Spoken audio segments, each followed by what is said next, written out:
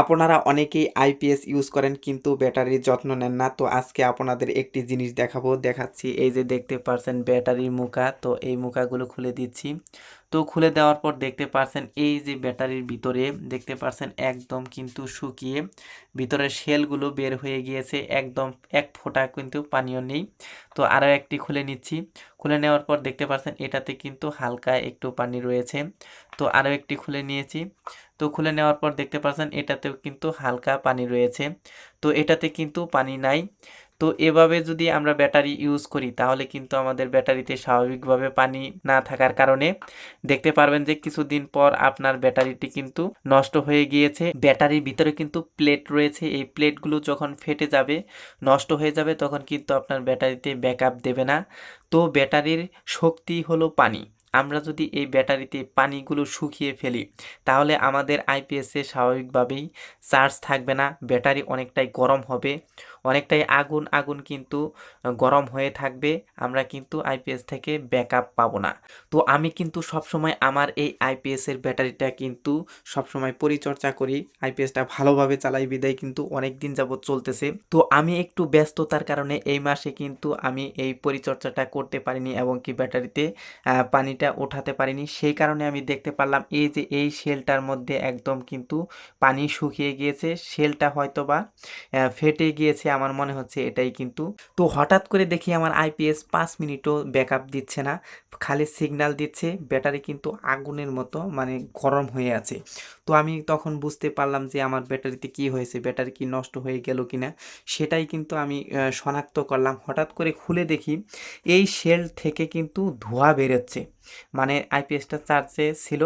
এখন দেখেন আমি কিন্তু আইপিএসটা বন্ধ করেছি, তো লাইনটাও কিন্তু খুলে দিয়েছি। তো এখন পানি উঠাবো। আপনারা কিভাবে পানি উঠাবেন, আইপিএসটা পরিচর্যা করবেন। পানি যদি না ওঠান আপনাদের ব্যাটারি কিন্তু টিকবে না।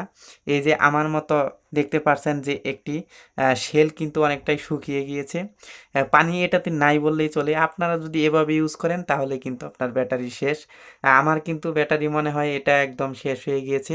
তো আপনারা কি ধরনের পানি ইউজ করবেন, অবশ্যই আপনারা ব্র্যান্ডের পানি ইউজ করবেন। অনেকেই কি করে আপনারা বৃষ্টির পানি ইউজ করে ব্যাটারিতে, তো এটা কখনোই করবেন না।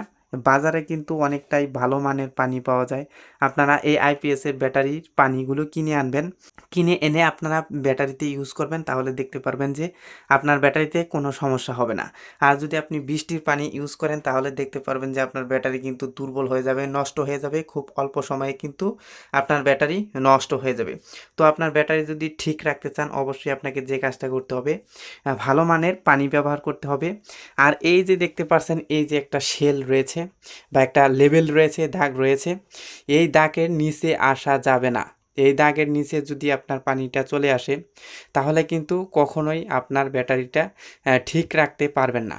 অবশ্যই এই দাগের উপরে রাখতে হবে, এই মাঝ বরাবর আপনার পানিটা রাখতে হবে, আপনার ব্যাটারির পানিটা রাখতে হবে, তাহলে কিন্তু আপনার ব্যাটারিটা ঠিক থাকবে। যখন এই ব্যাটারি পানি নিচে চলে আসবে তখন কিন্তু ওই শেলটা বের হয়ে যাবে, ব্যাটারিটা এক কথায় একদম ডেড হয়ে যাবে। তখন দেখা যাবে যে আপনার ব্যাটারি কোনোভাবেই আপনি ভালো ব্যাকআপ পাচ্ছেন না ব্যাটারি থেকে।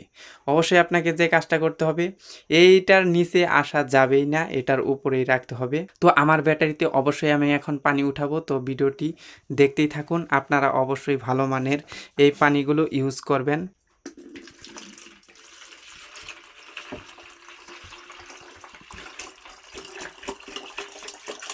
তো আমি কিন্তু পানিটা উঠিয়ে নিয়েছি একটি, আপনারা অবশ্যই ঠুস ব্যবহার করবেন, তাহলে দেখা যাবে যে আপনি খুব সহজেই উঠাতে পারবেন। তো আমার যেহেতু ঠুস নেই তো আমি এভাবেই উঠাচ্ছি। তো আমি কি করব, সবটা পয়েন্টের ভিতরে পানি দিয়ে দিব, তাহলে দেখা যাবে যে হয়তো বা ভালো একটু ব্যাকআপ দিলেও দিতে পারে। তো আমাদের যে কাজটা করতে হবে, ব্যাটারি ভালো রাখতে হলে আমাদের সকলেরই যে কাজটা করতে হবে, এই ব্যাটারির শেলগুলোতে পানি শুকানো দেওয়া যাবে না। যদি আমরা শুকিয়ে ফেলি তাহলে কিন্তু আমাদের ব্যাটারিটা নষ্ট হয়ে যাবে, এটা কিন্তু 100%। আমাদের ব্যাটারি ভালো রাখতে হলে সব সময় আমাদের পানিটা নিয়মিত চেক দিতে হবে। যদি আমরা পানিটা নিয়মিত চেক দিতে পারি বা পানিটা দিয়ে সব সময় ব্যাটারির সেলগুলো পরিপূর্ণ রাখতে পারি তাহলে কিন্তু আমাদের ব্যাটারি কখনোই নষ্ট হবে না। নষ্ট তো হবেই কিন্তু অনেক দিন আমরা ইউজ করতে পারবো বা ব্যবহার করতে পারবো। তো এগুলো আমাদের মাথায় রাখতে হবে যে আমাদের আইপিএসের একটা ব্যাটারি কিন্তু অনেকটাই দাম, অনেক দাম দিয়ে কিন্তু আমরা এই ব্যাটারিগুলো কিনেছি। তো আমরা যদি আমাদের ব্যাটারিগুলো খুব সহজেই নষ্ট করে ফেলি তাহলে কিন্তু মানে আমাদের অনেক টাকাগুলোই লস। তো একটু যদি সচেতন হয়ে আমরা আমাদের ব্যাটারিগুলো ইউজ করি তাহলে কিন্তু আমরা অনেক দিন একটা ব্যাটারি ইউজ করতে পারবো। তো এই যে দেখতে পাচ্ছেন আমি কিন্তু ব্যাটারির পানিটা উঠিয়ে ফেলেছি, তো ভিডিও করতেছি এক হাত দিয়ে আবার কিন্তু আবার পানিও উঠাচ্ছি, সেই কারণে হয়তো বা একটু সমস্যা হয়েছে, একটু বেশি পানি উঠে গিয়েছে।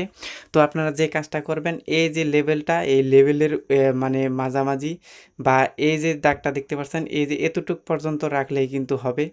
মানে এই লেভেলের নিচে আসা যাবে না, শুকানো দেওয়া যাবে না, অবশ্যই এই মাঝামাঝি রাখবেন, তাহলে কিন্তু আপনার মানে ব্যাটারিটা সুন্দর করে একটা পানির লেভেল ঠিক মতো থাকবে।